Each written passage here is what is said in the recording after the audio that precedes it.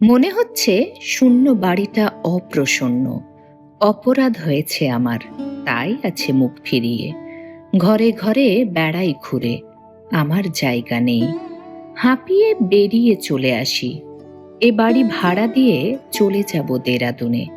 অমলির ঘরে ঢুকতে পারিনি বহুদিন। মোচড় যেন দিত বুকে। ভাড়াটে আসবে, ঘর দিতেই হবে সাফ করে। তাই খুললেম ঘরের তালা। একজোড়া আগ্রার জুতো, চুল বাঁধবার চিরুনি, তেল, এসেন্সের শিশি, সেলফে তার পড়বার বই, ছোট হারমোনিয়াম, একটা অ্যালবাম ছবি কেটে কেটে জুড়েছে তার পাতায়। আলনায় তোয়ালে, জামা, খদ্দরের শাড়ি।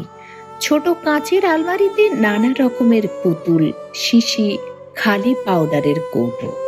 চুপ করে বসে রইলেম চৌকিতে, টেবিলের সামনে। লাল চামড়ার বাক্স স্কুলে নিয়ে যেত সঙ্গে। তার থেকে খাতাটি নিলেম তুলে, আঁক কষবার খাতা। ভিতর থেকে পড়ল একটি আখোলা চিঠি, আমারই ঠিকানা লেখা, অমলির কাঁচা হাতের অক্ষরে। শুনেছি ডুবে মরবার সময় অতীতকালের সব ছবি এক মুহূর্তে দেখা দেয় নিবিড় হয়ে। চিঠিখানি হাতে নিয়ে তেমনি পড়ল মনে, অনেক কথা এক নিমেষে। অমলার মা যখন গেলেন মারা, তখন ওর বয়স ছিল 7 বছর। কেমন একটা ভয় লাগলো মনে। ও বুঝি বাঁচবে না বেশি দিন। কেননা বড় করুণ ছিল ওর মুখ, যেন অকাল বিচ্ছেদের ছায়া ভাবি কাল থেকে উল্টে এসে পড়েছিল ওর বড় বড় কালো চোখের উপরে। সাহস হতো না ওকে সঙ্গ ছাড়া করি। কাজ করছি আপিসে বসে, হঠাৎ হতো মনে, যদি কোনো আপদ ঘটে থাকে। বাঁকিপুর থেকে মাসি এলো ছুটিতে। বললে, মেয়েটার পড়াশোনা হলো মাটি, মূর্খ মেয়ের বোঝা বইবে কে আজকালকার দিনে।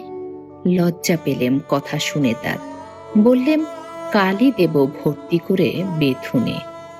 স্কুলে তো গেল, কিন্তু ছুটির দিন বেড়ে যায় পড়ার দিনের চেয়ে। কতদিন স্কুলের বাস অমনি যেত ফিরে। সে চক্রান্তে বাপেরও ছিল যোগ।